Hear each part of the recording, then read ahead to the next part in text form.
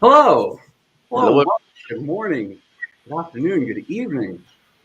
How is everyone? So glad you could all be joining us today. What a fantastic turnout. Thank you so much for joining us today on this Ruby version 2.1, the live release event.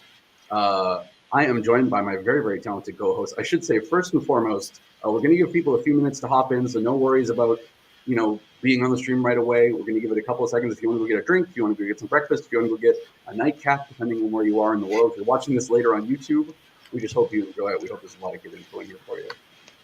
Allow me to introduce these gentlemen just above me on camera. I've made sure to put them up above me so I can't possibly mess up the camera left and right. I am joined by my good friend Miguel. How are you, sir?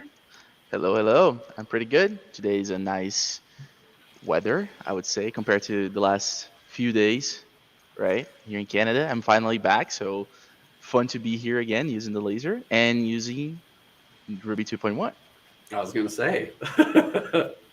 Very, very important, though. We have a very special guest today. Alex, how are you, sir? Hello, and thank you, and a very warm welcome also from my side. I think actually the weather is not so different here in Austria at the moment.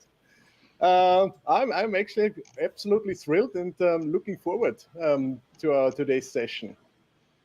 Us too. This is a really cool one. I should clear up right from the beginning. Technically, Ruby 2.1 has been launched since December. But with the holidays, with everything that's been going on, we didn't really get a chance to do a proper, sort of launch event, something where we got to interact with you guys in the way that we would like to. And so, this is one of what will maybe be a couple, or we'll see. But we really want to give you guys the chance to join us to celebrate 2.1. All the cool stuff that got added there. There are some very highly requested features that got added on in 2.1. One in particular that is a personal favorite. You'll know it when it comes. You'll hear my little shout of excitement in the background as Alex shows you. I don't want to spoil any of the cool stuff that Alex has coming up, but Alex, do you want to tell us a little bit about what you do with Trotec? Because I will say, despite the fact that you are a very, very good presenter, I've never seen anyone show off Ruby as good as you do. There is kind of a special reason that we have you on this morning. Well, yeah, I try to do my best as good as I can. I'm actually the responsible product manager here at Trotec Austria at Headwater for Ruby. So I'm constantly in contact with all our customers, having conversations with them on how Ruby can improve their daily work, how it can make them more productive, and then actually going into discussions with our R&D department and trying to introduce all of those functionalities that should then benefit every one of us in our daily work. I think that's a very good example. I will say, so, I don't want to puff them up too hard. I like to think I bring something to the stream, but part of the reason I feel that we're so fortunate to have these two gentlemen with us is they are the two people I always go to if I need something explained to me from Ruby in a way that I know I'll understand. Miguel does so much of our training in Canada, and we're very fortunate to have him doing our training because Miguel has a way of, I think, explaining stuff in Ruby in a way that is easy to wrap your head around regardless of what application you're doing. Do you know what I mean, Miguel? You're right, but it's an easy software to use. So there's That's also true. that, the software helps me to explain like M5 kind of thing, Yes. Which is what we want. Yeah, it is what we want when we're teaching, is to make you understand as easy as you can and do the work, and Ruby does exactly that. So I love it.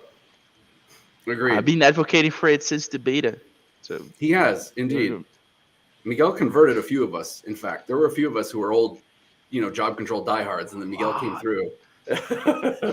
Miguel came through, and he converted a lot of us in Canada, I have to say. But now I've become the advocate, and anytime I pass through the showroom here and I see somebody doing something on the laser, I'm like, hey, Is that in Ruby?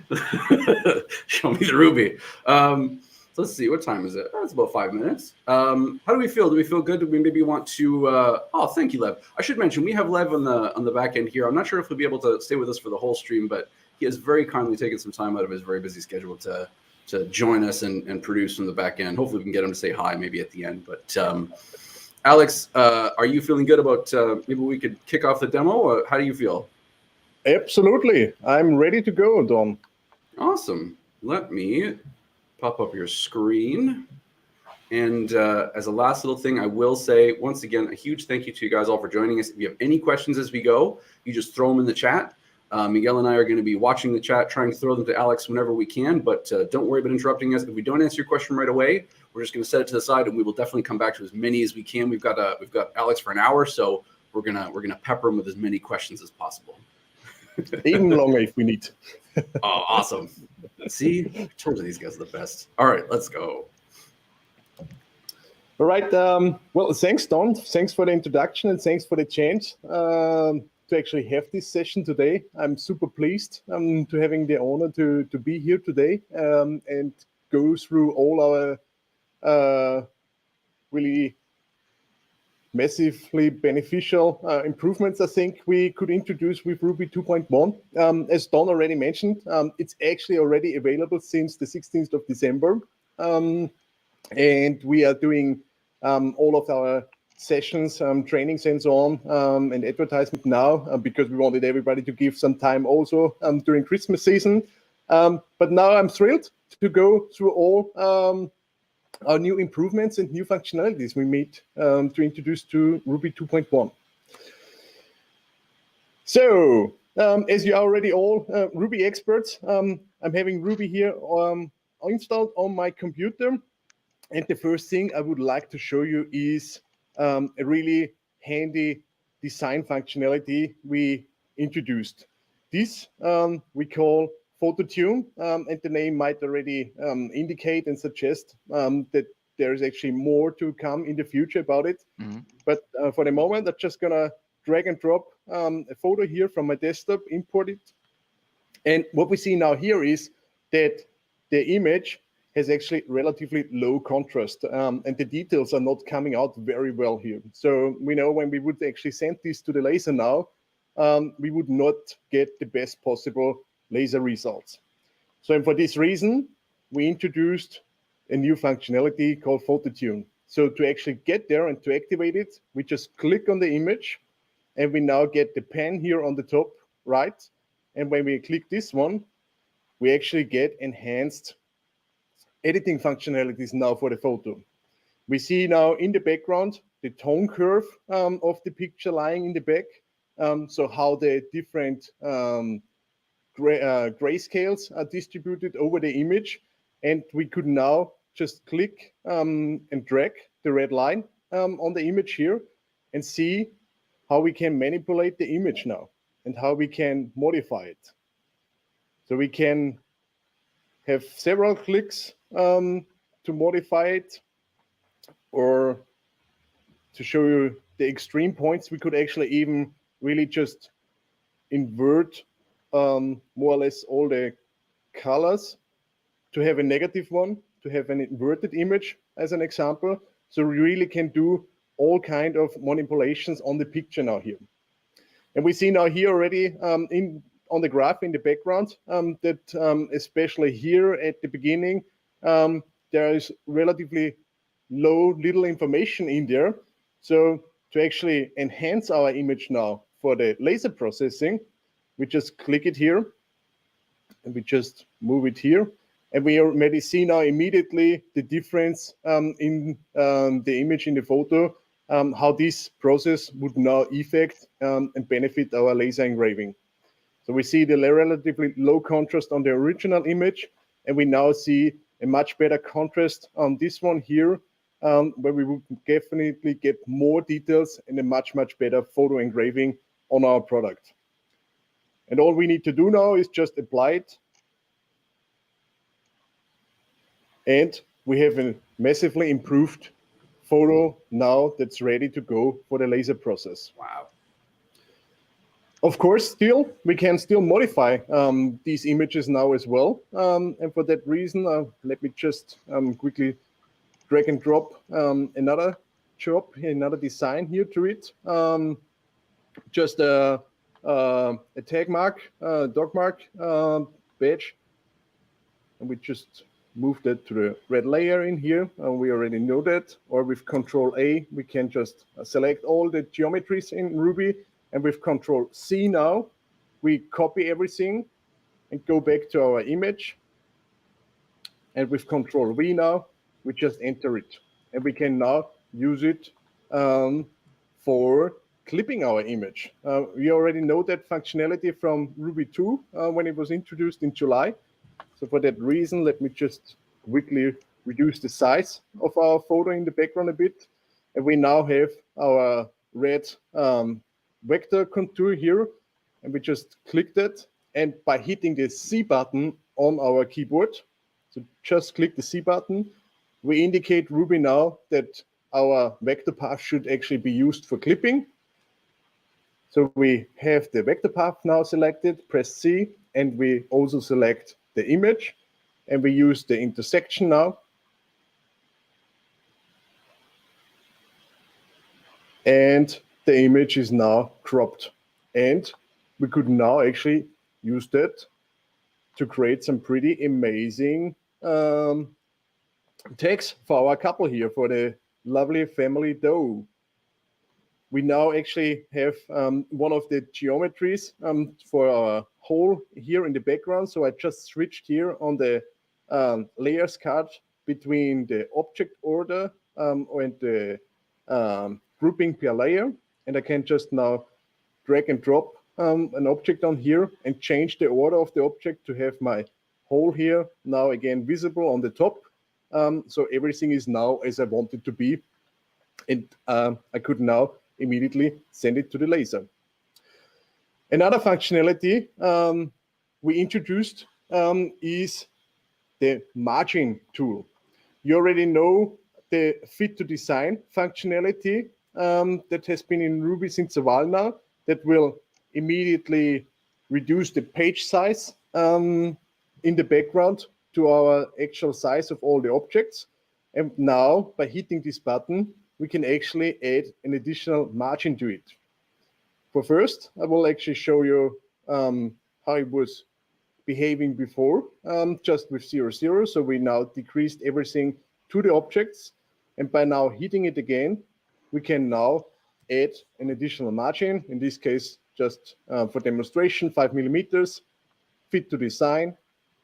And we see now the margin added around our object, our design, which now makes it super easy to just multiply on the prepare screen and place it for the laser operation without any need to change the distances between objects or so on.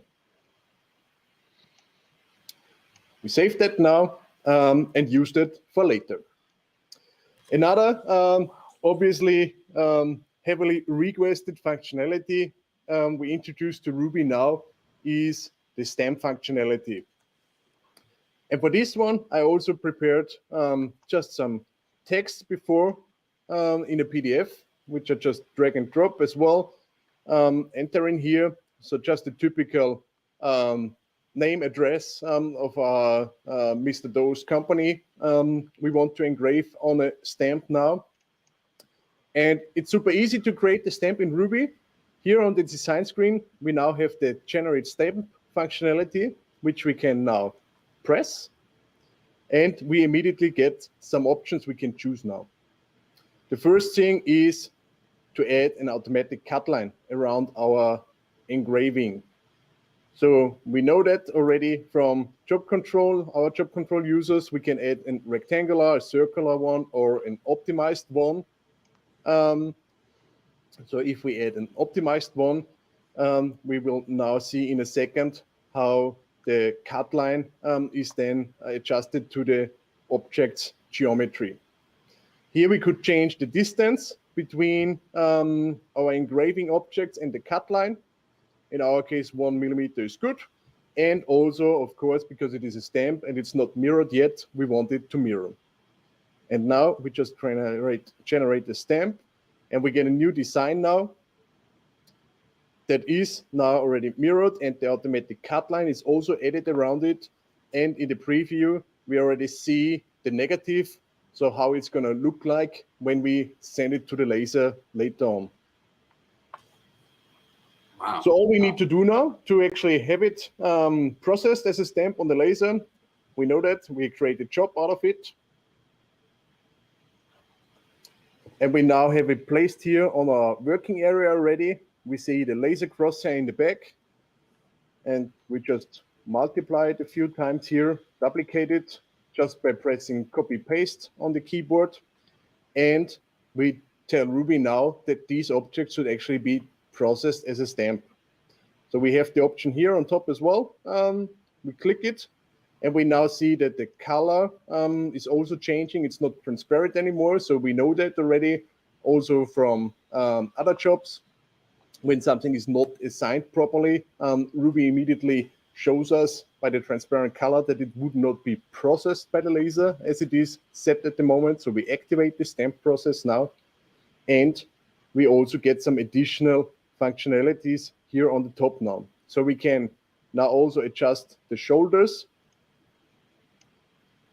In our case, medium is good. We just leave it as it. And also we're having the possibility to turn the links on and off. So we want to have links that will hold our finished stamps then with the rest of the rubber plates, so it's not going to fall out, and we can properly clean it afterwards. Alex? Yes? Can I ask you a really quick question? The other versions of the cut line that you were talking about, so that is the optimized version. What other options are there in terms of setting up the automatic cut line around the stamp? Absolutely. Also, can I just say, if our headquarters isn't located in Lasertown, we really ought to move there because it seems very apropos. Yeah. So just going here, generate the stamp again. So we know the rectangular one. We're just going to create one. So this is now then just really rectangular assigned around it. Or if we want to have a round one, a circular one, we just add circular. And we have that now here. So we know the different stamp types we can use. In our case, with the rectangular one, that would actually be a 4550 Trotec professional stamp that could then just easily be created. Or if we want to use a round hand stamp, for instance, we just add the round cutting line around it, the circular one. Very cool. Thank you, sir. And you're welcome. All we would need to do now, before we actually can send it to the laser, is we just select the proper material. So in our case, I have a dedicated material for the 4540 laser stamp. And now it would be ready to queue and to send to the laser. And we could now execute it and just run it at the laser. I have so many questions. This Yes. is a lot. But first, I do have a specific question about the part that you're in right now. That you started copy paste side by side. But do we have, or are we having, a step and repeat function, right? So we can copy and paste in a certain distance and repeat the same pacing, you know? Okay. We will actually see that in a second. So we do have. So I need to ask you for one more moment to stay thrilled, because this is something I'm really excited about, and I will just in a second show and explain you how to do this. Okay? Yep, absolutely. But just one little thing before we go to that one is what has also been improved with the latest update is here on the job list. We already know that. We now also see on the preview what type of jobs they are. So we see our standard jobs, and also when we have over here, for instance, we also see rotary jobs, and the preview, we immediately see that is different to the standard jobs. So we immediately now see as well what type of job it is actually is, which is even easier than to search through and identify what I'm actually currently looking for. And now, what Miguel just asked and requested, let me show you a new functionality that has been introduced as well. Just move the laser cross here around, which we call the array functionality. Yeah. So typically, when we add a job here, a design here to our laser job, we know we just either drag and drop or click it. And if we want to multiply them, we always have to press copy and paste and just add a few duplicates to it. But instead of doing so, and let me just quickly go back to the design screen and remove the margin around here. So we don't want to have the margin here now. So move that to 0 again, save, and create a job out of it. So we know that we can do it this way with copy paste and just add a few duplicates. But as Miguel just indicated, that's not always what we actually want. We really want to create an array of objects. And for this, here on the prepare screen, on the design list, just double click on the design, not just a single click, but double click on it. And we now get this new additional window here that will allow us to actually create such an array. So we can just easily tell Ruby how many duplicates it should create. So we just click that here and it will stay like this then. And then we have a few triggers here we can now pull to actually make it really perfect. So we can use the top one to change the distance on X, and the bottom one, the middle one, to change the distance on Y.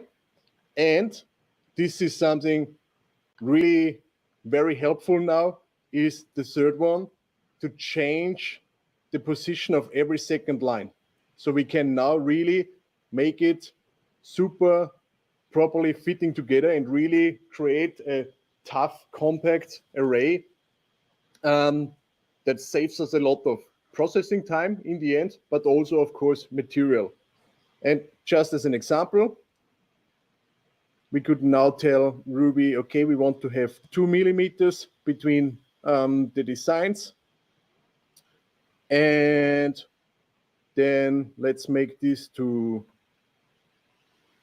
26. And now we can even go here into negative, exactly -7, to still make it fit perfect.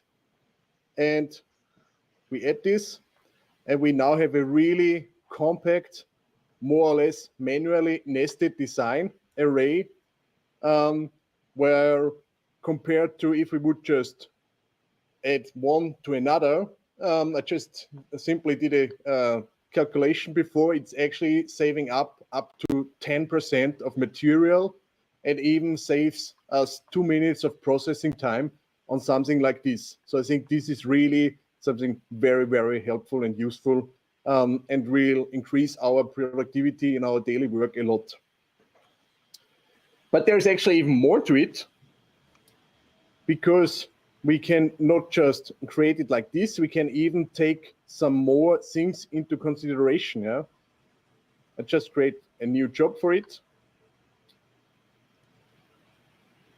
And I will now move my laser crosshair to here, for instance, and with pressing F8 on the keyboard, we know that functionality already. I'm adding a marker to my plate here. And by entering some coordinates, I can actually place it really to a defined position. So in our case now, I just put it to 297 by 210, which is the size of an A4 sheet.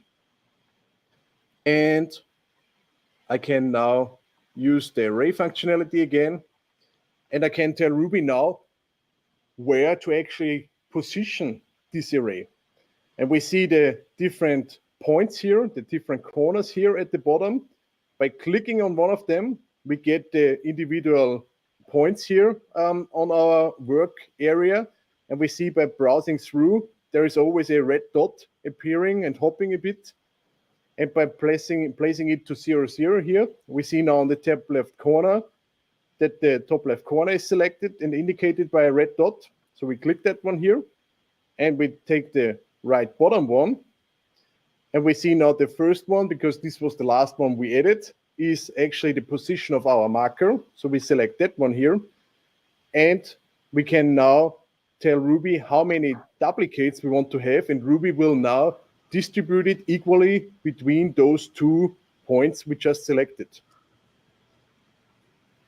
So this obviously is not just working between the extreme points. We could even add another marker to here, which would now be here.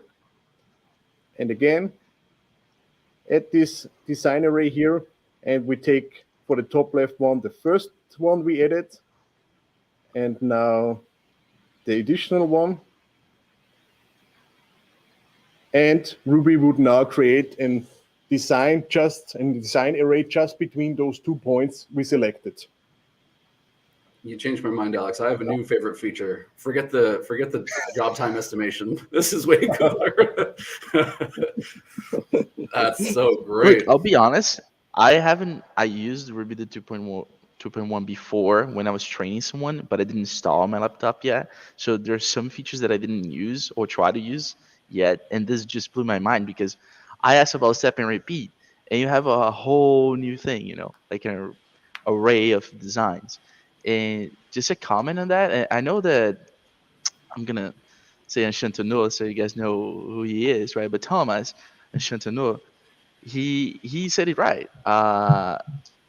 Well, I cannot say that in the stream, right? But this is amazing. And the time that it takes, I mean, we as designers, to fix a file, at least from the photograph, for instance, and to fix the tone curve and everything, to make a mask and put it to be engraved on, let's say, a tag or something like that, right? An Illumina tag. It would take roughly 5-10 minutes to manually fix everything that you want. And this 6 seconds, even if it's just for sampling and to see how it's going to look, your first run, this is insane. And I love it. I love everything about it.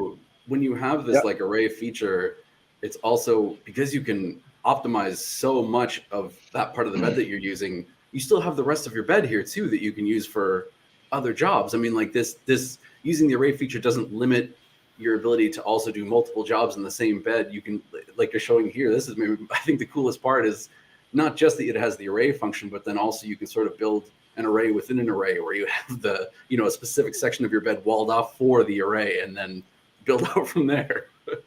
Don, creating jigs. This is so easy to create jigs now. Sorry, jigs, Alex. Yeah. Right? When you're creating jigs, you can make the exact same array for whatever you're going to engrave after and whatever you're going to cut before. And it's going to look perfect, right? It's not even going to move like a thou. So this is insane. I love it. Yeah. No, absolutely. I absolutely totally agree. You actually said a few interesting things now. I would like to add some comments. Don, absolutely, yeah. I think one of the biggest advantages of the array functionality is also that it's not like a dead array, yeah. It's still alive more or less, and you can still modify it, yeah, because it's really just a duplicate of the designs that are placed in a position. I can still grab all of them and still modify them, yeah. Oh. So I still have all the freedom and possibilities I need to do in here. And the other thing Miguel said, you actually had a really good point in the beginning, yeah. You're using already Ruby 2.1 since quite a while, and still there are some features you haven't used yourself yet. That's actually something we want to improve in the future, yeah. Because I have to admit, yeah, it's not. If you don't know, it's not clear that we have to double click on here. So we definitely are working on this as well, to not have any like hidden features that would benefit all of us in our daily work. So we will definitely improve that as well, and make things even more obvious how to use it and how to get the best results of it. And another thing you mentioned. This is a good segue. Yeah. Sorry, Alex. A good segue to show about knowledge base that we have it, right? Tons of people don't know about knowledge base, And if you want to see some articles that we did mostly at the beginning of Ruby when we launched it, but for small troubleshooting, is like if you cannot log in, you have a grayed out login button, or you need to reset your super admin password. You can all find there. If you click on the name Trotec, drops down to knowledge base, and once you go to that knowledge base, there are a few articles that will help you to troubleshoot minor issues. So it's nice for you to know that there is something like that in Ruby. Absolutely. So, And okay, you and can if go I ahead. may, Alex, Sorry about really, that. no, really quick. I apologize too. I wanna I wanna let Alex keep going, but I just want to mention once again to chat that we are collecting your questions. Don't worry, we have some really great stuff coming along, but we're going to kind of wait. We have a Q&A section set aside at the end, so please keep throwing in all these great questions. We're going to gather them up, and then we'll ask Alex at the end.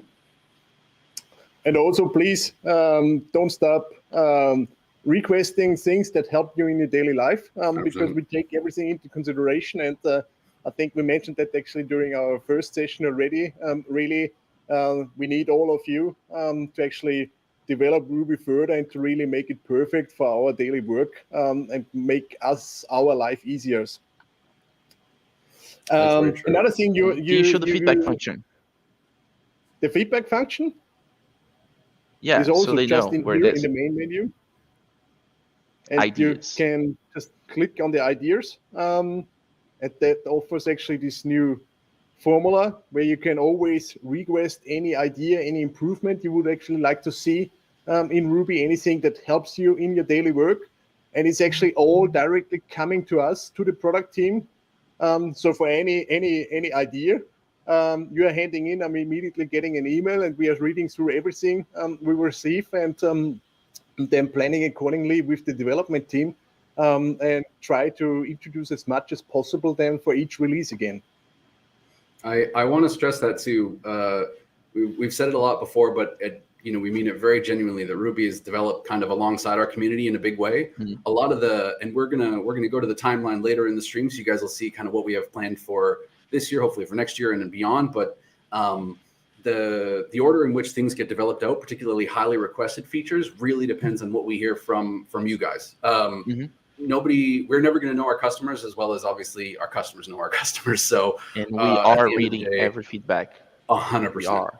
Absolutely. That's why, to be honest, I mean, if you've been following the timeline since Ruby was released, you've seen stuff shift around specifically for that reason. Alex and his team, I mean, we are always watching to try and see what are the things that people are really asking for a lot, and what are the things that are super highly requested. So Enchantement again mentioned it, the timer, the job timer. That was one that I think maybe in the beginning we didn't realize was as popular or as necessary as it was, but we saw it come in from requests, and Alex and his team said like, okay, we moved it up the ladder, and here it is. So, but I don't want to steal Alex's thunder. I think there's more cool stuff to come yet. Don't you worry. Definitely. So our roadmap, our backlog for things to work on is definitely more than full. But we are really glad about that really heavily participation of all of our customers to help us on this and to work together here.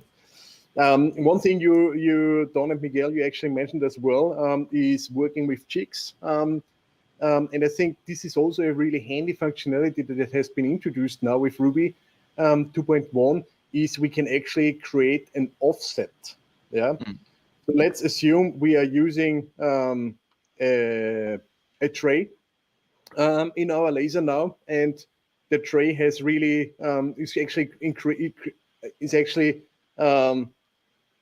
leading us to an offset because the tray is much bigger than we can actually put in our laser, and we cannot use this left side now of the laser, and the tray actually allows us just to use that area of the laser here as an example. We can now go to our settings and just remember the size now of the table. Yeah, it's the size of a Speedy 400. When we go to the settings now, we have now the option here for the offset functionality, and we can tell Ruby now, okay, my laser head is at the upper left corner of the tray. I click it. We see it immediately takes over the position of it now. And when we save it now and go back to the prepare screen, we see now that the position of the working area is now where our laser crosshead was. And we see now that the total position has also been decreased because we now created on the left and on the top side an offset to tell Ruby really just use that area, and everything else on the left and the top is a restricted area which should not be used for processing now. And we can just easily undo that, but just taking it to 0 again. So no offset anymore, save it, and going back. And we see now it's back again. And the crosshair is also again where it was standing before. Yes, Miguel. Yes, I'm so curious, man. So Alex, this is also a type of fix to one problem that we have, like a minor issue, which is the offset of the actual laser 00, right? And in job control, you need a certain type of you need a tech basically to fix that for you. And here, if you have a 00 off by like 1 millimeter, you can fix that quickly doing that, and that's it, right? Your new bed is still there while you wait for tech support, for instance. You can still use your machine with the precision that you're using before, correct? Well, more or less. It's actually working a bit different to really aligning the virtual, the software 00 and the machine 00. That issue is actually not being addressed with this functionality. That's actually on the roadmap and coming soon as well. But definitely in one direction, you are right. It would actually address it, yeah. But if you see your laser head, for instance, in the top left corner of your new 00, you see in the bed where the laser actually is. So exactly. if you know where the physical 00 is, you can move the laser head there and then go back to the settings, save it as the new software 00, and you can still use your machine with the same precision as you were before while you wait for technical support to fix your Absolutely. 00. Absolutely. The only thing it would actually, as I showed, it would actually limit your table size, and we don't want that because we want to have the full table size available. Absolutely. So that's why I said it's not exactly it, but you are definitely right. It would definitely help in the meantime. But as I said, the other functionality is on the way and coming soon as well. One more thing you already teased a few times now. Is obviously the job time calculation. Yeah. And I know everybody was waiting for this desperately. So this has also been introduced to Ruby now, and I think even much better than we used it. It used to be before. Here on the top left, now we have the button calculate job time, and we can just click that one and have the job time calculated. Now we get this toast message here at the bottom where we see the time calculation up front. And this time is actually displayed at a few more points in Ruby now, which I believe is really, really helpful. On the one hand, it's here indicated on the job list. So we see all the different job times on here already. But also when we go to the management screen, we know we can switch between our design list and the job list. And when we go to the job list, we really have all the calculations for all the jobs at one view. And this gives us a really good overview, and it's making it super easy to just take the time from there and doing our quotation and easily sending out all the quotes to our customers. Can I? So on here, I'm sorry, Alex. I'm so sorry to interrupt. The times that are listed for each job, do they correspond also to the material you will have saved with the job? So if you have a favorite material that you saved for this particular job, it's not for like a default material, but it's for whatever material is tied to that particular job. Exactly. So as we know, with any job, we always assign the material as well to it. And if we change the parameters in here, just for example, change it to 500 and calculate it again, we will now also see that the time, you've seen it was before it was 7 minutes something, and now it's half the DPI, so half the time, more or less. And this is then also changed accordingly, absolutely. Very cool. Thank you, sir. Obviously, also, we know when we are running a job, we also get the progress bar here at the laser symbol on the top. So this time, the calculated job time is now also used for really accurately showing the processing time. And also when we go to the produce screen here, we also have our time here. It's also used here, and we also see the estimated time the job will take on the produce screen here as well. When looking at the produce screen now in general, we see that it has actually been redesigned in general. So we know that the job queue was actually located at the bottom before, and we often got the feedback it was not always clear how to read the job queue. Is it to read from the left to the right or from the right to the left? So we redesigned the entire screen here and moved it to here, and it's now easily readable that everything that's on the top, number one, is the one being processed next. If we would just click on the laser and start one after each other. So that has been improved and introduced now. And also for all our customers using our latest machine, the PD400 run on Ruby with the touch display on the machine, you also now immediately see that the queue on the laser is looking the same as the queue here on our main Ruby application. Very cool.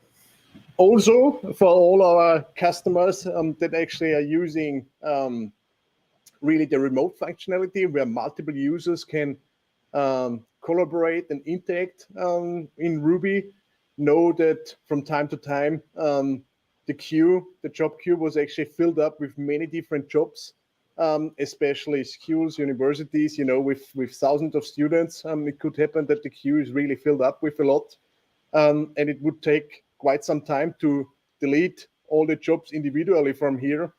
So for that reason, we also added the functionality to remove all the jobs from the current queue. So we can click that, and we get asked if we really want to remove all of them. And by clicking yes, we immediately empty the queue and would now be really freshly set up to work on whatever we want. Alex, Yes. Can I ask you a question? Yeah. So this is about the Run in Ruby, for instance, functionality. I finally had my chance to use Run in Ruby, and I don't know if it was my lack of knowledge or if it's something that we did not put there yet. But for instance, the Run in Ruby, since it's touchscreen, can we actually, once we send the file in for production, move where we want it to be engraved as of now in the Run in Ruby machine? So once it's in the pad, can we touch and bring the job, for instance, from the left top point to the middle, let's say, of the machine? I understand, yeah. Unfortunately, at the moment, right now, not. It was not with the update now with Ruby 2.1, but we are well aware of the topic and we are working on it, and we will definitely have that available soon as well. But we definitely see the struggle there, and we are working on it to improve that functionality as well. I just didn't know if it was me or Run in Ruby, No, definitely.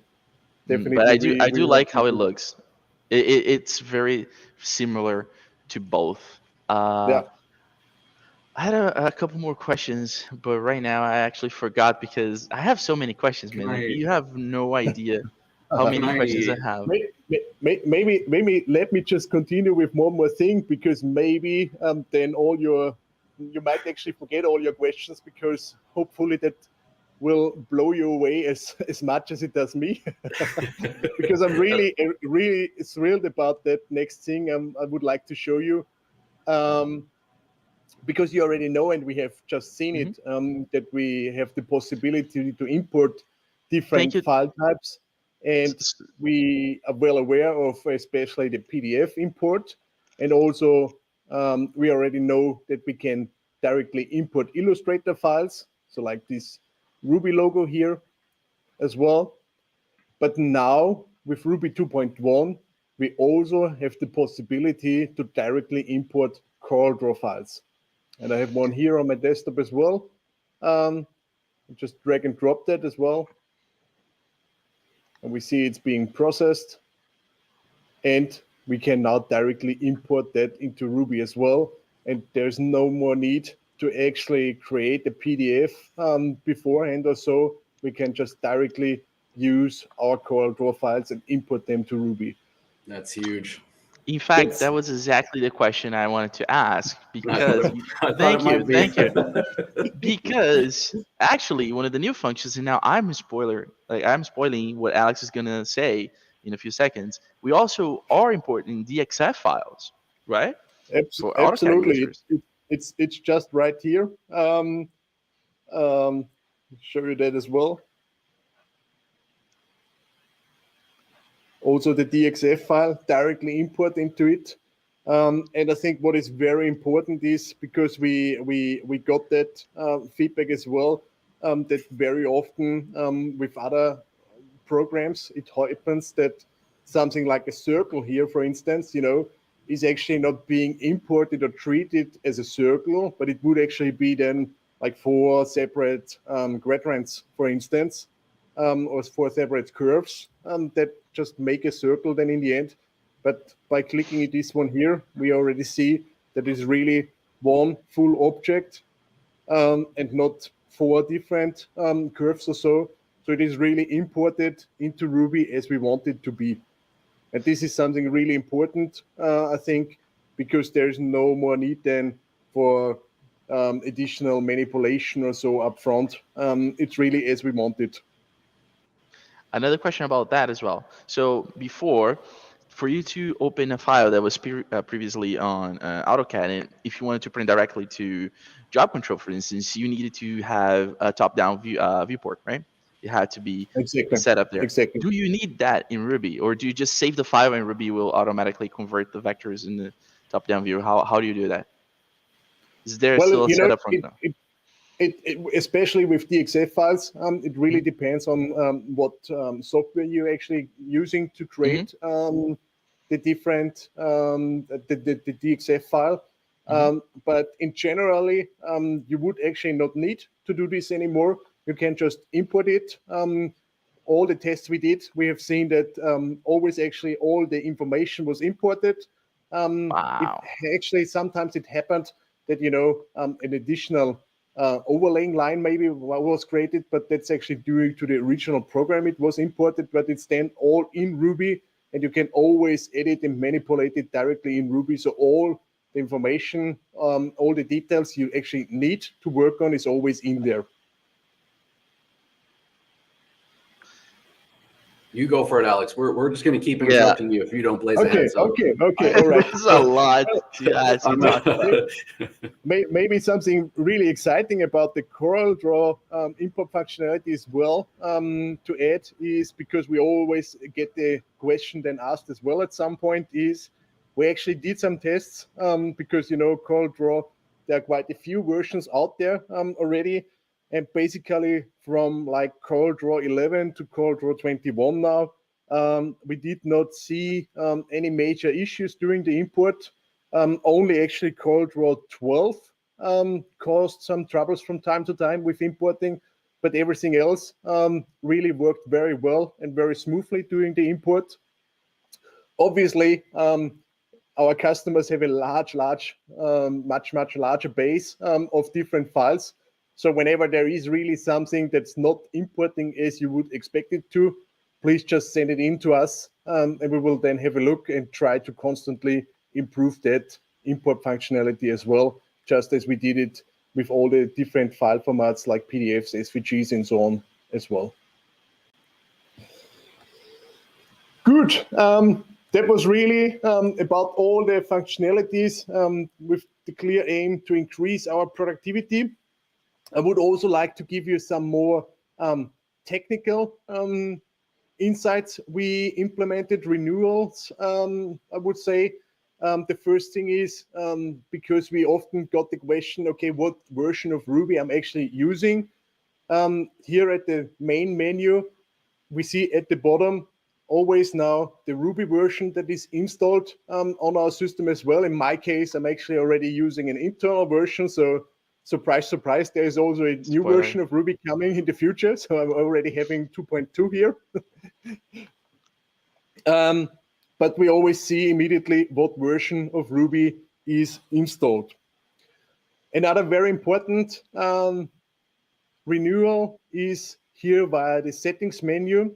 We now have an additional entry, which is the service page. And when we click on here, we now actually go to the service menu. This is only available for our administrator, for the super administrators of Ruby. And what we can do now, and this was really important to have as well, because we always want to really have a consistent system, is we can do and perform the firmware update now directly from here as well, from Ruby. So we immediately see what firmware version on the laser is installed, and by clicking next, we can actually now trigger the firmware update. So we stop some background processes. It tells us now, okay, turn the laser device off, open the lid, and turn the device back on. Afterwards, click next. Okay, we do this. And then we have the list with all the different firmware versions that are coming directly with the Ruby update. So we browse through the list and look for the right firmware version.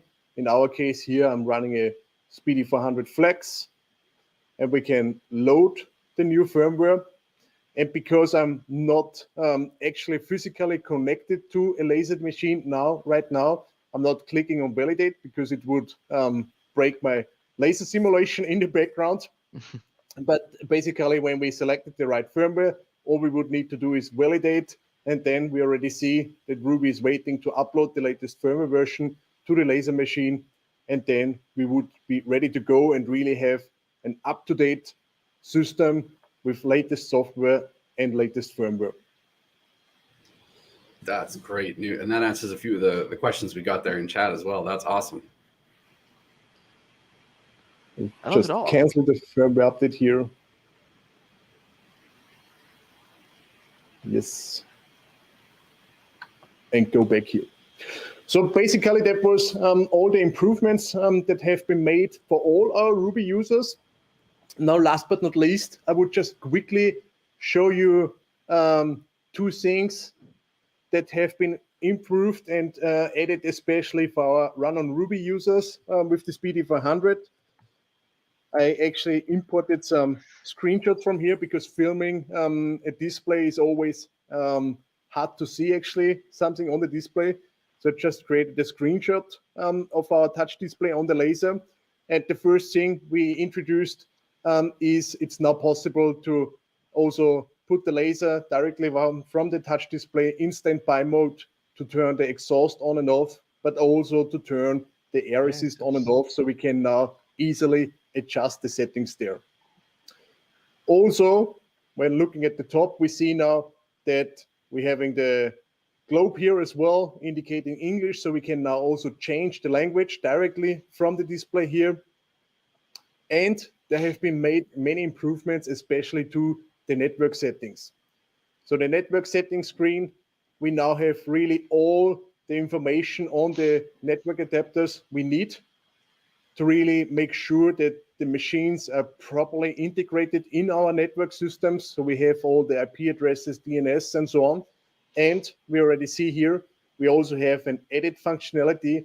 So in case we need to manually adjust it, we now have that option and possibility as well to really change the network settings to make sure we can properly communicate with our intelligent laser machine in our local networks. Beside that, Miguel already mentioned before, there are numerous improvements in general in Ruby, and all of them are available and directly accessible via Ruby help. We've been here already before. We always have the release notes section. So there's also the release notes for Ruby 2.1 with all the improvements listed up here. And in general, the setup, the overall setup has been improved a lot. Also numerous improvements to how files have been imported. Also the one or other fix to the vector clipping. So the clipping functionality I showed in the beginning with the image, because sometimes geometries got broken by this now. So this is being addressed as well. And also some combination with laser devices, with pausing and resuming behavior that has been addressed as well, next to other numerous improvements which are always available directly here from the release notes. Well, and Amazing. with that, I would like to hand over to Don and Miguel and see if there are more questions. Oh, there are. There are plenty. Really It's a quickly, huge Q&A. would you like me to just touch on the roadmap that's coming up, Alex, or would you like to come back to that later in the stream? What would you prefer? Well, absolutely, we can do that. Let me just jump here to StreamYard and you show the roadmap, because maybe that will actually answer one or other question as well. Yeah, I've got it right here. Can you guys see my screen? Yes, we can see. Perfect. So, like we mentioned in the beginning, this roadmap is kind of broken down in terms of, for this year, next year, and for down the road. None of this, of course, is promised. It's all these are the order that we would like to see them happen. But I say that because, again, anything you see on here, if we hear enough feedback from our customers, like absolutely need to have a way of optimizing cutting jobs automatically, or one of the other things, we will do our best to try and bump things around and move them so that you get what it is that you request first and foremost. But in terms of the ones that are scheduled for this year, Alex, what are the really jump out features? What are the ones that people might be really excited about?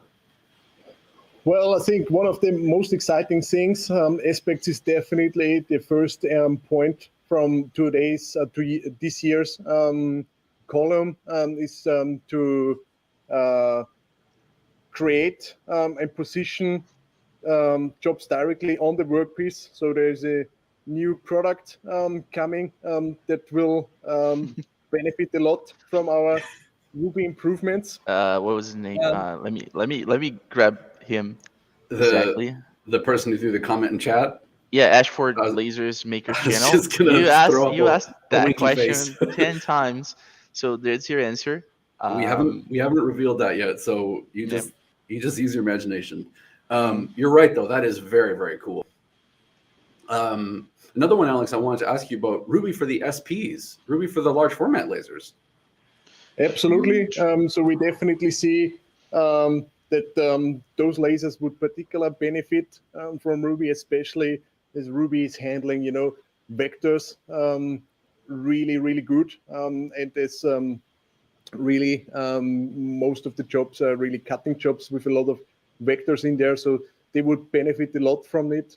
But also not just the SP series. Obviously, at some point, we want to have, and this is actually stated then for 23 as well, really having all Trotec laser machines supported with Ruby. So we're constantly working on that topic in general. So also looking at R&Q series for this year. But then definitely more things really for our existing customers, for the existing Ruby users. So we are constantly working on improving the different file import functionalities. So making that robust, but even more file types. And then especially more design functionalities in particular here. And one to name is really multi-line text. We're looking at this topic as well. So as we know, currently we are limited to single line text. So we definitely want to have multi-line text as well integrated. And also the overall topic of serialization, automation, and working with dynamic data is a big topic for us, which we want to have with Ruby as soon as possible as well. Yes, that was one we saw in the chat a little bit. So I'm glad you mentioned that. Definitely the dynamic data, the serialization, just thinking about what you could do with that array function and the ability to use dynamic data. So you could do an array filled with 30 tags and then populate individual text on each one. I mean, it would be unreal. Can I just say too, if ever you were wondering about the level of drive and the level of aspiration that Alex's team has, I'll direct you to some of the things in the later column, things like solve problems before they happen and see laser results in advance. I mean, we're really shooting for the stars here, you guys. We really want to be sure that this is as good as it possibly can be. a couple really kind of interesting ones for me personally in the later category. And I just want to get, customers' feedback. I also want to, maybe a little bit of customer feedback that might get bumped up the ladder. One of the things I think is so exciting is collaborate with customers in Ruby. So being able to collaborate directly between ourselves and with customers. And I don't expect you to flesh these out necessarily, Alex, but I think it's interesting to pull up. Ordering consumables directly from Ruby, the run on Ruby machines, I assume, and then also Wait, what? Being able to connect and share with the Laser community. I mean, all of that stuff sounds exciting, but I don't even have the details yet. But I love the sort of direction, the community geared direction. Yeah, that's real. Genuinely. Where did you read that? So This is real. I've heard about this since when they very first started talking about Ruby. This is one of the things that really sold me on it, because I think, again, because the run on Ruby machines are connected to connected online, right? You have access to a material website at some point. You have access to, other customers potentially. I don't know if even Alex knows what this would look like yet, but I just want to get people's heads percolating about, what a cool thing this could be to be able to, share designs, share feedback, that sort of thing. That's one of the things we need to differentiate. Ruby is a web-based software, so that's basically the type of technology we are using. But as you know, Ruby is really running on the local computer system, so nothing running in the cloud or so. It's really about the technology we are using. But of course, when looking in the future, and that's also the idea of really having an intelligent laser machine that makes our life easier and that thinks actually for us, we would definitely explore some of the benefits this type of technology would give us, and we want definitely to connect people together. You already named the things in the later phase. And we are always happy to receive feedback and ideas on these things as well. And to actually, honestly, that's not ours. That's not Trotec's roadmap. That's really your roadmap, where you want us to head in the future, and where we are going together. Absolutely. And I think most important, we are walking the walk, right? We had 2 major updates in the past 6 months. Something like that. I think so. 6-8 months, and all of them solved a problem or multiple problems and came with features that people wanted, and they asked us for it, right? So it's not just give us feedback and we'll see when we're gonna do that. No, every single update so far have been like that, and it shows you consistency that we are listening and we are doing what we're promising. Absolutely. Yeah, July and December, exactly. I wanted to, just before I close this, I just wanted to point out to everyone watching the stream now or in the future, if you ever do want to see this roadmap, I'm just on I'm not on anything proprietary. This is just troteclaser.com, the new troteclaser.com. We would love if you guys would visit it and let us know what you think. If you just come to the homepage here, troteclaser.com, if you go up to products, there's the Ruby Laser software here in the corner. And then when you click it, the page that it takes you to is the Ruby page. And once you get to the Ruby page, if you scroll down, you'll see that roadmap. It's about halfway down here. There's a lot of other good stuff, just videos, good options. But there you are. So because it's a dynamic thing, because it does shift and change as the year goes on, and as we say, as we get feedback from you, I just wanted to let you all know where you can find that, so that you can always keep an eye on it. And we hope you keep the feedback coming in. Q&A. Yes, exactly. Let's get some Q&A. Miguel, did you want to kick it off? I'm going to start pulling some of these chat questions. And did you have a question you want to throw to Alex to start? I have one prepared here that I got from one of our sales guys yesterday. I've got to pull it out, but go ahead. You already covered off the multi-line text. I've got to say, Mike Clark, one of our sales guys. If you guys know Mike Clark, somewhere he is very excited. That's been one of his big ones, and he's going to be so happy to hear that. Let me see here. Can I say thanks again to everybody who is watching, by the way. We really appreciate all the great questions. If you do have any questions, you're watching this on YouTube later, please leave them in the YouTube comments. We'll do our best to get back to you as soon as we can. Fire away. Okay. Yeah, you go. if you don't mind, Alex, can we answer things together? Like simple stuff I can answer, and then Yeah, when absolutely. it's a Go more ahead, please. complicated and in-depth answer, I'm gonna give it to You you. take a Okay? drink of water, So Alex. it's You've been talking for like 40 minutes. You go ahead. Let Miguel and I do some of the heavy lifting. yeah, exactly.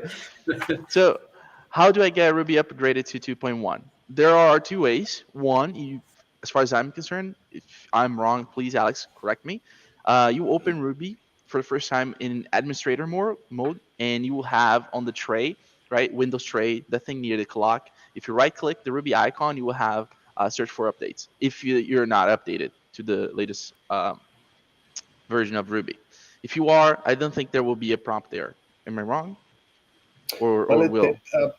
the update mechanism actually changed with Ruby 2 in July. So Mm. this option via the Tray app is not there anymore, because you just directly get in Ruby the notification that the update is there, and Yeah. just in with this notification, you just click it, and then the update is performing. And don't worry, And if this you miss the notification, it will is actually one appear way. again. The second way is down directly from the. Exactly. Just really Yeah. quickly. And the second way is downloaded directly from the website, right? You can download Ruby from the website, the newest version, and you just install on top of it, and will update automatically. So you have two ways there, both very easy. You won't have any problem updating Ruby. The second question, this one is for you.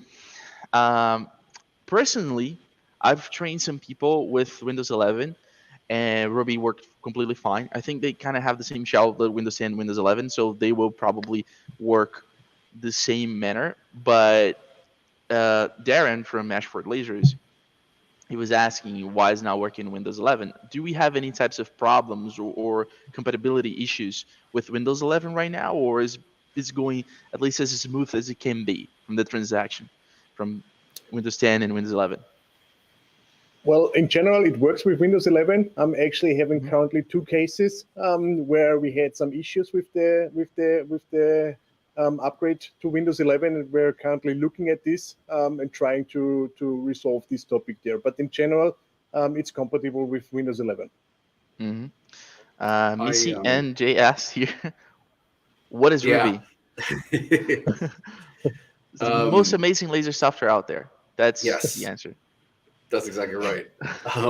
Forgive me, I was going to grab one. So TAC templates mentioned, and I think you covered this off in your demonstration there, Alex. Can you adjust shoulder settings for stamps? Yes, you can. It's right in the stamp functionality. Can I ask you a quick question? When you activate the stamp functionality on your bed for a particular job, are you then able to do other jobs in the same bed that are not stamps, or is it sort of all stamps or no stamps kind of thing? Well, it will actually just perform the stamp jobs then on it, and the other ones would be inactivated. So you would actually see that they become transparent then in the end, and it would just process the stamps. But in general, we are already working also on in general on the stamp process, and to make that even better. So we will definitely see some improvements there as well in the future. Awesome. We had a question from Tommy asking if moving the laser, I assume is the laser dot in the production area, moves the laser on the machine. Yes, and it's been there since the beta, so not new, but yeah, you can click drag and the laser will move it if it's connected. Really quick one. I had one above here from, I believe it was from Corey. Yes, from Corey. So they were asking about where can you find tutorials for learning Ruby from scratch. I posted a link in chat to our YouTube, webinars and tutorials playlist. But if you search for Ruby on YouTube, just in general, Trotec Ruby, Trotec Canada has done some good stuff for Ruby. Miguel in particular has put together some. See, I always. Miguel's done some really great videos for us, but I would really suggest just do a quick search on YouTube in general for Trotec Ruby. All of the different branches across the world. I know for a fact, in particular, obviously our HQ in Austria, the guys in the US with Laser Dave. There are a bunch who've done some great coverage of Ruby. I would encourage you to just dive in YouTube and check some of that stuff out. There's really good stuff out there.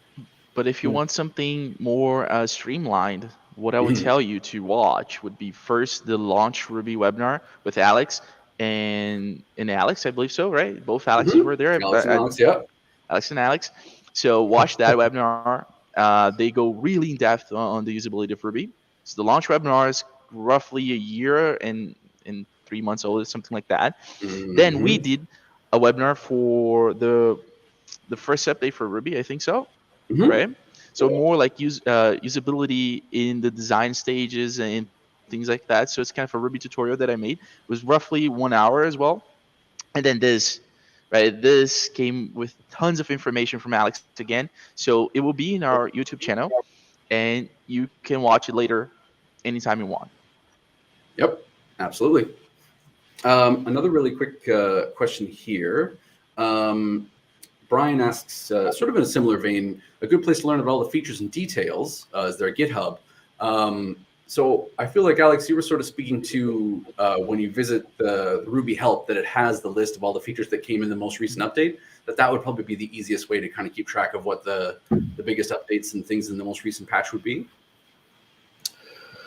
Well, yes, I would think so. All the different functionalities are actually described there as well. And we are constantly working on the content of rubyhelp.com as well.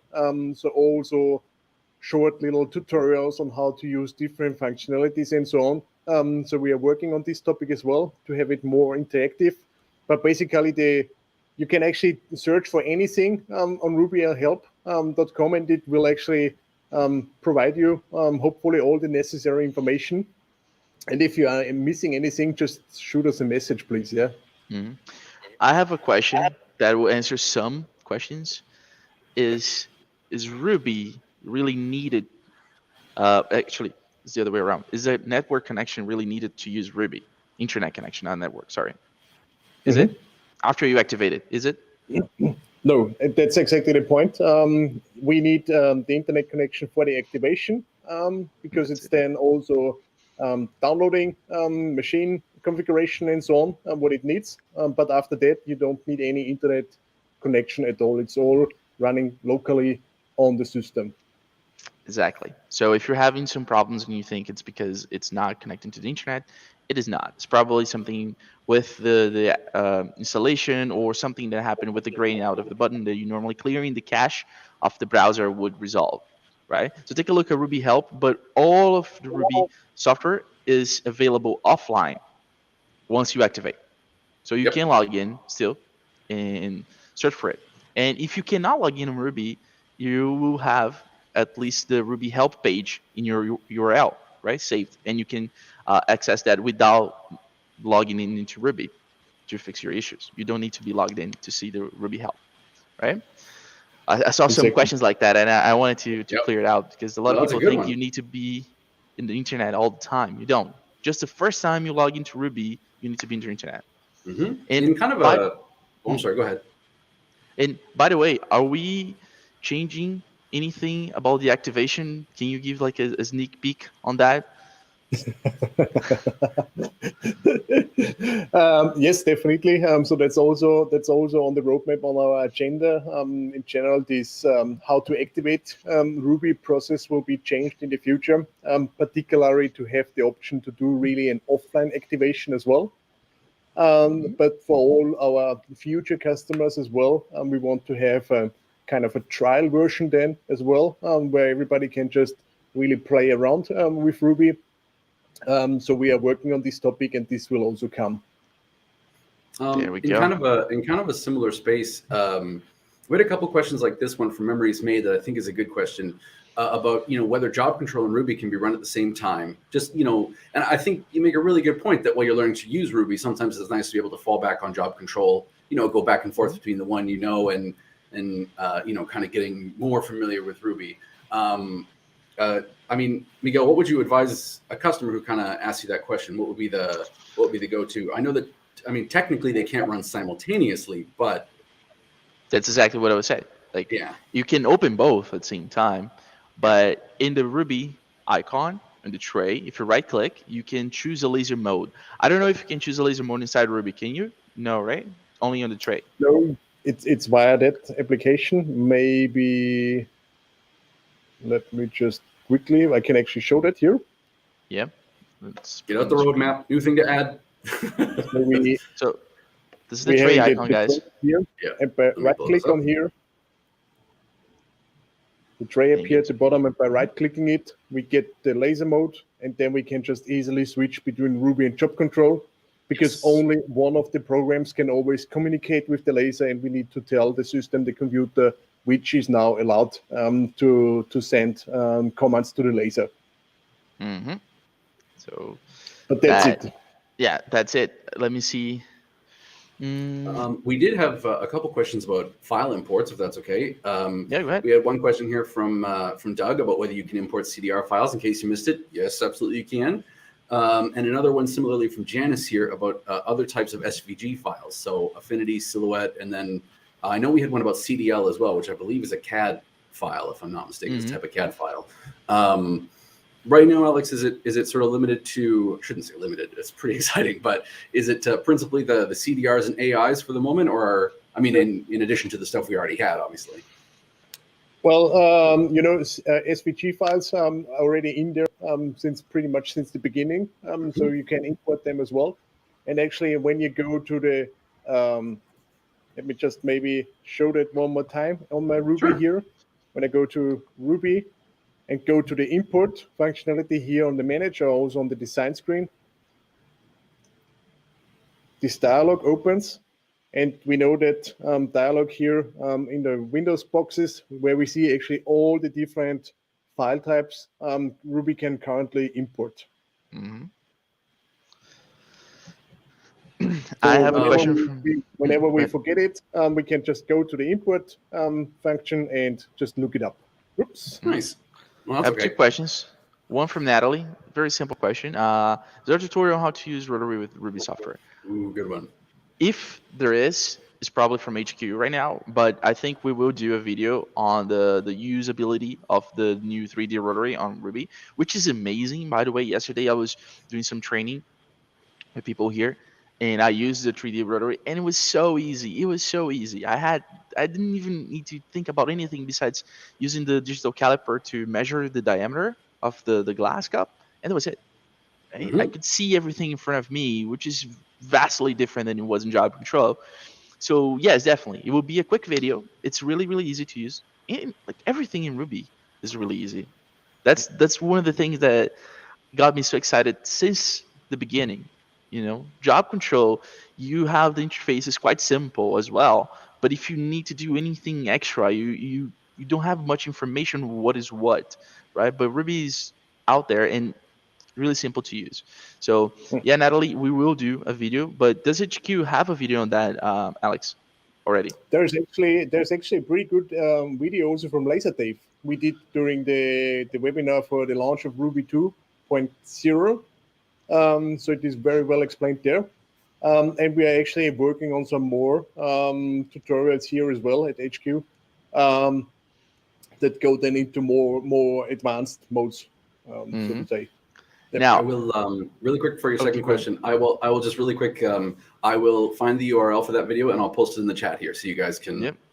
Go ahead. Please go ahead. Now, Sorry. I have a question that's probably one of the most asked questions to me when I'm training people is Ruby gonna be is it gonna come in an installation package for Mac, and when? At least how long in the roadmap is that coming? Ruby for Macs is in direct connection from Mac to machine, no needing to go through Windows. Well, unfortunately, that's at the moment not on our roadmap to do really installation package directly for a Mac.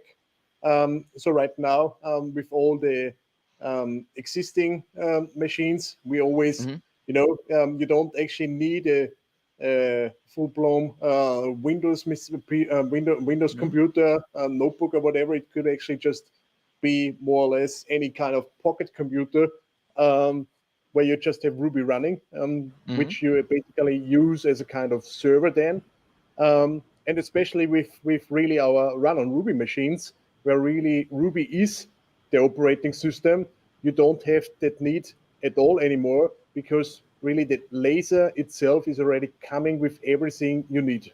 And there That's you don't need to have that additionally somewhere, you can just directly use your Mac PC then natively.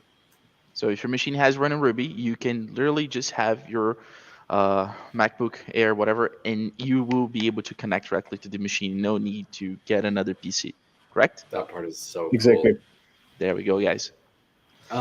Quick question here from Mark, and I think it's a good one. This is sort of again in relation to importing of files, but does it matter which version of Corel, let's say for example, you're using, and if the file has multiple pages that you're importing, is it able to import all the separate pages or just the first, or will you get separate designs for each one? I mean, how does Ruby interpolate the multiple page file? Well, currently at the moment, it's actually just importing the first one as a single one, and the other ones would be ignored. But that's something we are just working on at the moment as well, to import then multiple pages as well. Cool. Awesome. I have a question from Memories Mate. Does Ruby replace AI or Corel?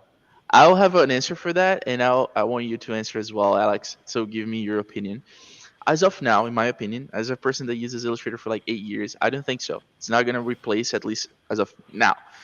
I think Ruby is like, once you design something, and you design something just, as in a digital space, and then you have to transform that to work on a laser, it takes a certain amount of time. Ruby kind of cuts that time by like a tenth, at least for me. So now I know that I can design up to a certain point and be like, okay, the design itself, the idea is made. I can put this in Ruby and take maybe 30 seconds to make sure that this is going to work.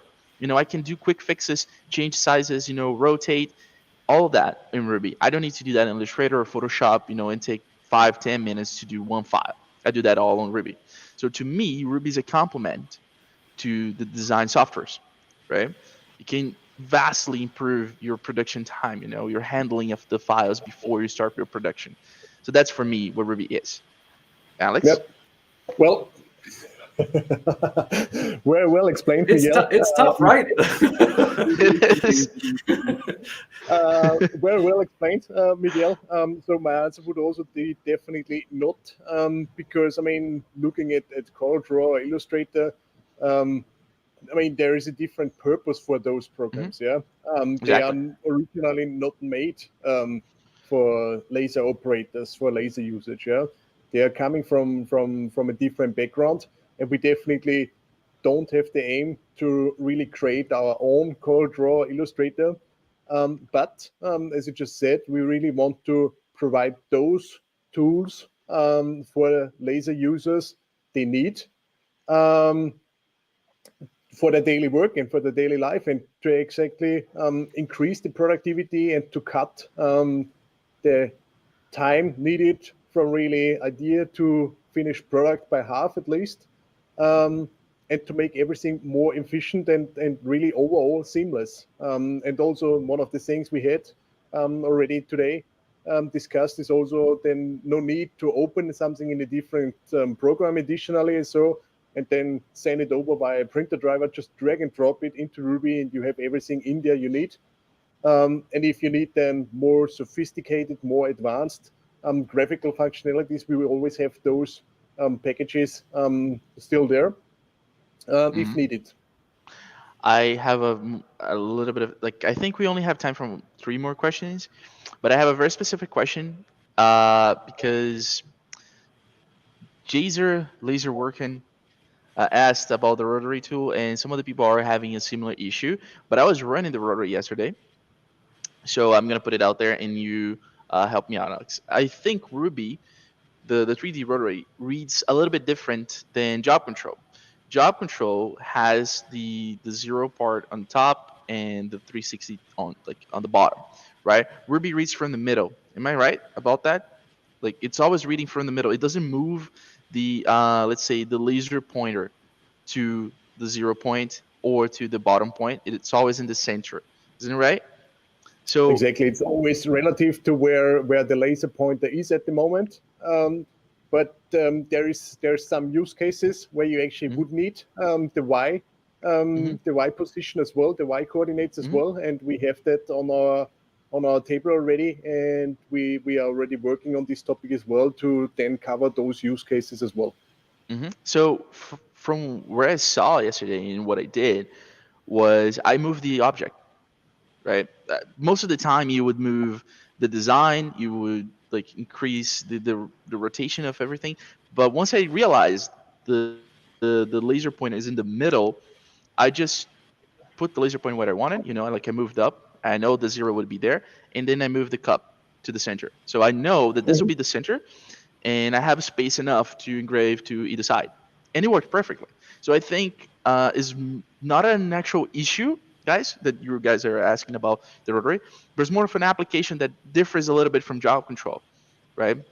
Before you would reference yourself from the laser pointer, now you have to reference yourself from the red line. That's basically it. Where the red line stands, your engraving will go either side. You know. That's a good way to explain it.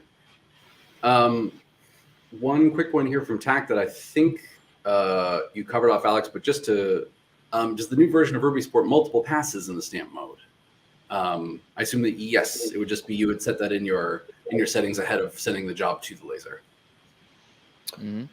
Well, and I think. Oh yeah, go ahead. Sorry. Pardon? Yeah. No. Go ahead. Just. Well, in general, Yeah, I'm way too excited about this. Me too. With the material effects, you can always add as many effects as you want, actually, and then have as many passes as you want. But also, of course, multiple passes per effect is definitely possible as well. Yeah. Awesome. Miguel, do you have one more? Maybe you want to throw the last one? Yes. Let me see here. There's a lot of great questions, guys. And again, we will do our best to answer some of these too in the YouTube comments if we can. Give us a bit of time to get this up on the site, but we'll absolutely do our best. I think I'm gonna end up with an easy question. Yes. So, is there a way to assign different colors material settings for all the same run? I have tried and have to assign each color individually and rerun several times. So there are two questions in there. I don't know if you saw how you phrased your own question, but it's two questions, not just one. Because for the first part of your question, the answer is simply yes. You can assign, a material with different colors and different settings as much as you want, different types of engraving. For the second part, it feels like you're asking about if you can add different types of material settings for one job. And the answer is a round no, because you have to choose one material setting that you can then edit the way that you want, right? So you're talking about I have tried and have to assign each color individually and rerun several times. In your case, if I understand correctly, you should create 2 or 3 types of materials, and each one of them have the sets of colors that you want and the types of settings that you want. So you can change them in the production area of Ruby with one click. From material 1 to material 2 to material 3, they will be the ones that you actually want to run. And correct me if I'm wrong, Alex, if that's what I figured out from this. Exactly. So yeah. And I think that's the longest running webinar we ever had. Yeah. I'm going to post one more link here in the chat. This is we had someone ask. Let me see here. I believe it was Denise. Was it not Denise? Let me see.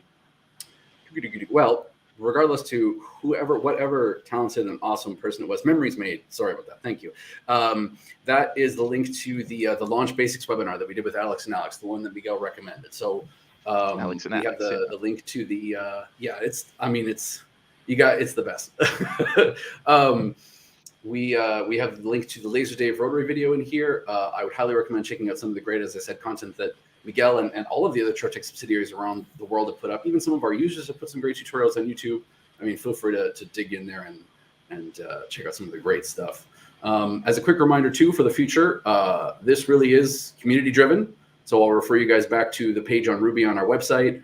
Submit your ideas, submit your comments. We always want to hear good, the bad, the ugly, everything that's going on with Ruby. We want to hear what you guys want to see coming from the laser software in the future.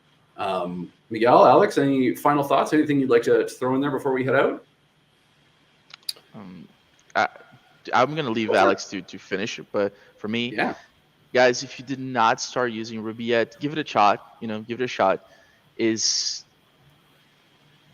I'm not going to say just as much better than Java control, but you will see the freedom it allows you to create and fix files, and eventually, maybe in the same day they start using, you realize how much quicker you can do some stuff, and how easy it is.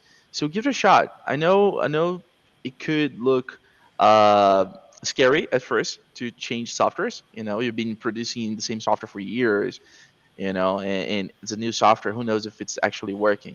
But one does not locks you out of the other. So you Invalidate the can other. install Yeah. Ruby, use it, yeah, test it, and if you don't like it, you can use Java control. But I doubt you would not like Ruby. I think we can safely say that, we're not going to say it's way better than job control. We might say that we like it way better. True. But, I wouldn't be lying if I said that I still have a place in my heart for job control, but Ruby is like, there's just, I think, Miguel, I think you hit it in a really great way earlier in the stream, where I think there's just something about the design of Ruby that's just so friendly that for whatever reason, I find that Ruby works in the way I expect it to work. And that is such a refreshing thing, when I think lasers in general can already be sort of intimidating sometimes, especially if you're new to it. So, Alex, So, how about Alex? yourself, sir? Well, very, very well said. There's not much to add, to be honest.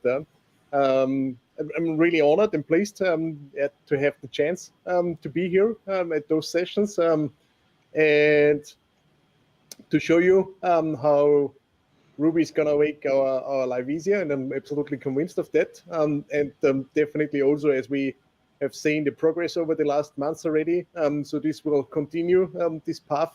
And there's a lot more to come. We've seen the roadmap. And well, please, share your feedback with us, share your insights, your ideas with us, because we really need you and need all the inputs and the feedback.